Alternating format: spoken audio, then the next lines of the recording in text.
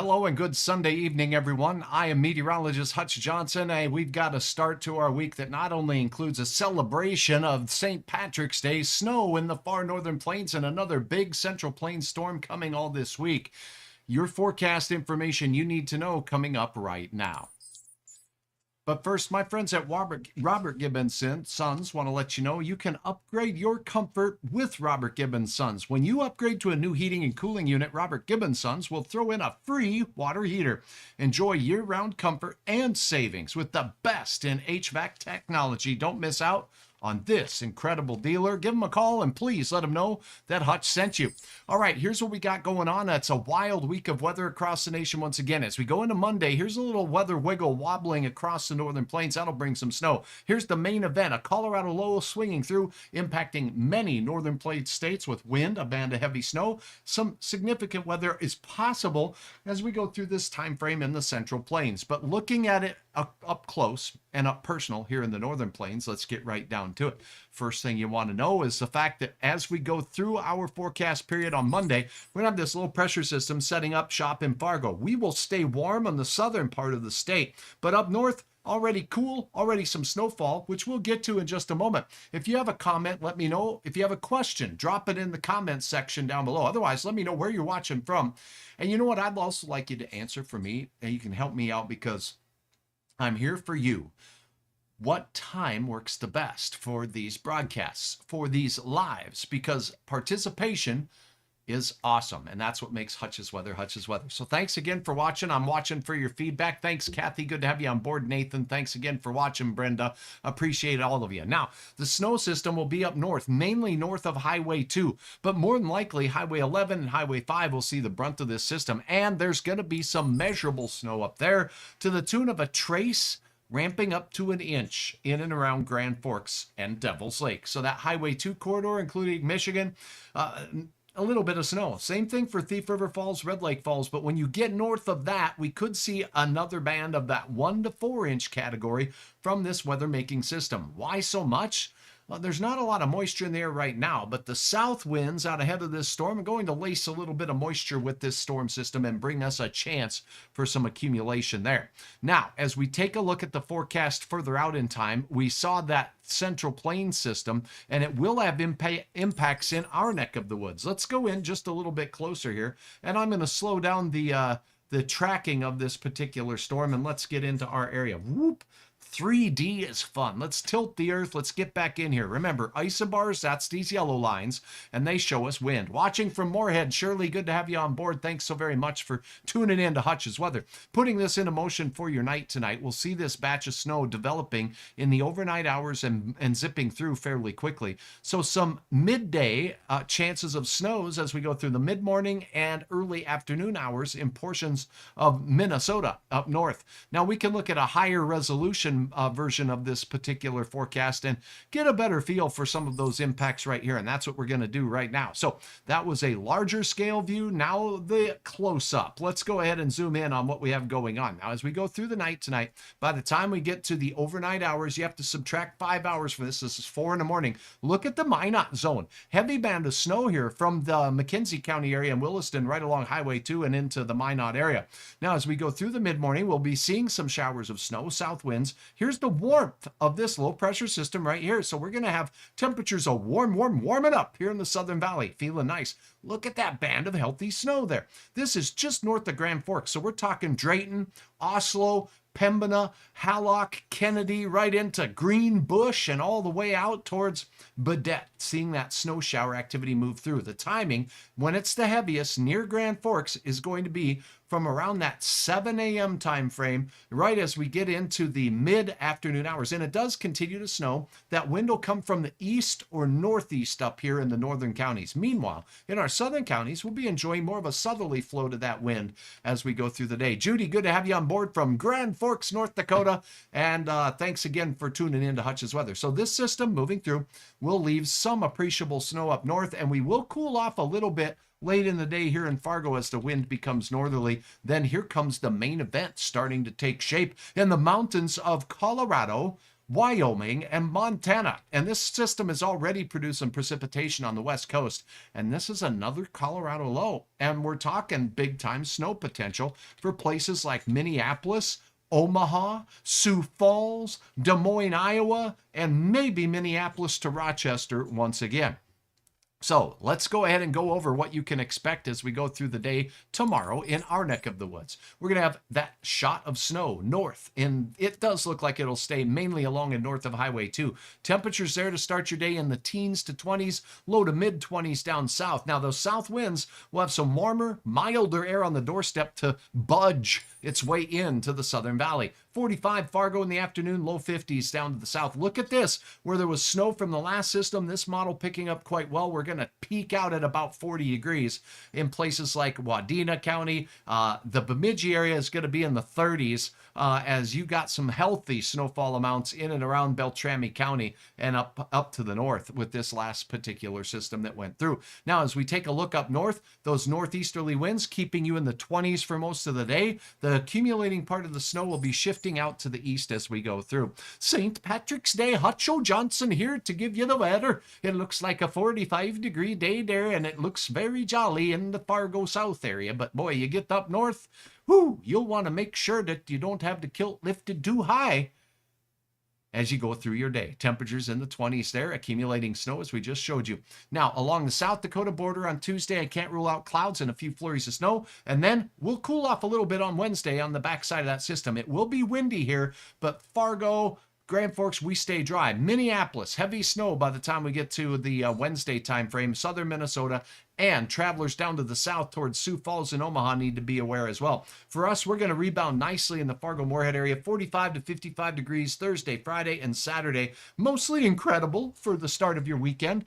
And then check it out, a little bit cooler on your weekend closer on Sunday. So that's a look at that. Now let's check out just a snapshot of the forecast track of this storm system. When it exits Colorado, there'll be snow from the plains of Colorado and eastern Wyoming all the way through Nebraska. This band of heavy snow will progress its way eastward. By 7 a.m. Wednesday, look at this nonsense. Sioux Falls, Sioux City, Iowa, all the way south of Watertown mainly, and this could impact that I-90 corridor through the Twin Cities, Rochester on I-35 down there through Des Moines, and head up quickly up into northern parts of Wisconsin. So another winter weather event for the northern plains. How much snow we talking? Very similarly, it's a Colorado low, bringing its own moisture with it. 3 to 8 plus inches along that heavier band, 1 to 4 lower amounts here. And this track could shift a little bit. We'll keep you posted on that, but models have been showing for a few days. Southern Minnesota will see the brunt of that. Look at the Black Hills. Look at the mountains, the Bighorns out here. South of Billings seeing some significant snow showers out there as well as Missoula, Idaho, the Western Rockies of Wyoming seeing it in the Tetons and West Yellowstone as well. What is the temperature trends towards the end of the month? Frankie, that's a good question. And are we going to get any snow in Wheaton, Minnesota? Sheila, if you look at this, this is for midweek. Tomorrow, not so much. Here's your Wheaton, Minnesota area. So we could get a few flakes along the border as this system moves through Tuesday and Tuesday night, and that's about it. It looks fairly insignificant right now, but for northern parts of western South Dakota and Wyoming, it looks like it's going to be game on for more wintry weather. All right, that's a look at what's going on. We do definitely need some moisture in those areas, and looking at the temperature trends for you to answer your question, because that's what it's about, Frankie. Don't let, Judy says, don't let the wind blow up your kilt tomorrow. That's a good idea. Got to make sure you got things under control there, you kilt wearers. 23 outside in Carlstadt and lightly snowing. Let's get to the radar now, can we? And then we'll take a look at your temperatures as well. Here's your nowcast of what's going on right now across the region. Our temperatures, they're not very hot out there. 28 Fargo, 25 Grand Forks, 21 in Thief River Falls and in Warroad. 25 degrees as we lean out into Harvey, North Dakota. 27 for Minot. And look at this. The heat is on in Dickinson and Bismarck. 40s for you, mid 40s at that, even at this hour of the night. It's this warm budge of air that's going to work its way into the valley later tomorrow, and that'll be kind of nice. Let me turn the timeline on here for you to see that it is not indeed the 9 o'clock hour. Now that radar right now is lighting up just a little bit as we look into the Minot area. And I did get some reports of some snow showers in and around the Red Lakes area. That's quickly zipping off towards Duluth and Hibbing right now. And it did lay a little layer of slippery on area roads. Here's a look at that real quickly. Now we're seeing that northeast North Dakota zone seeing some impacts from the snow showers that moved through just a bit ago. As we look in on the Highway 5 corridor there near Cavalier, it's awful dark out there. We're not probably going to see too much with regards to that. And that snow is mainly exiting. And this road you can certainly see here, North Dakota 32.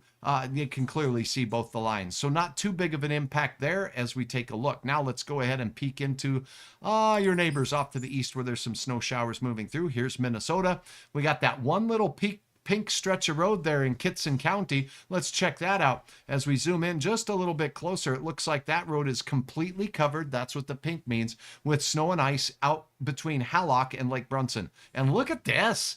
Yucky McYuckerson. There's some ice and snow pasted on the road there at Lancaster. This is US 59, so keep that in mind. That's no fun to travel on. Let's take a closer look at a couple of other roadways up there in the north of Lancaster. That's what we're seeing there as well. Let's go down south towards Donaldson, and the road does have some schmutz on it there. That'll make it a little bit slippery as well. So northwest parts of Minnesota seeing some snow accumulating on the road. And I did hear from you folks out in the Waskish area and the Red Lake area seeing some snow showers. Look at this. Flakes are flying for you right now out in that area. Spursy, thanks for watching. Why didn't the big storm hit Grand Forks? I felt a little left out.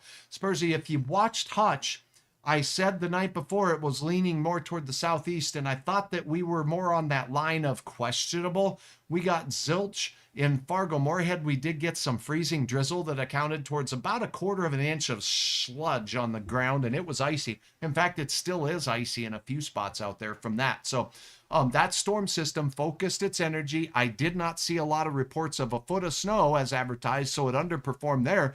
But I can show you right now to answer your question, because again, that's what Hutch's weather is about. This interaction you can't find anywhere else.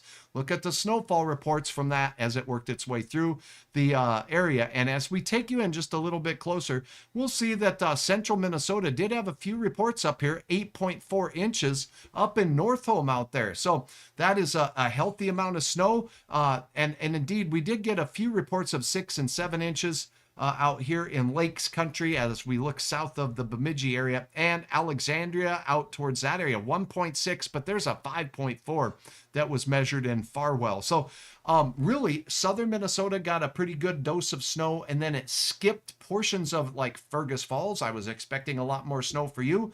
And then it leaped over that and hit Hubbard County with some snow as well. Let me go back just a little bit farther in time and see if there's more of our area reporting. Fergus Falls reporting 2 inches, 1/2 of an inch in the Fargo area, frozen mixture. And then we did get reports of 5 inches in Osage, 6 inches in Nadawash, and a few reports of 7 inches in Black Duck and Bemidji. Those were the areas that I thought we would be seeing some more snow. And here was Walker. Hutch said Walker looked like you'd be seeing some significant snow. 7 inches there, 7.8 inches in Hackensack, Minnesota.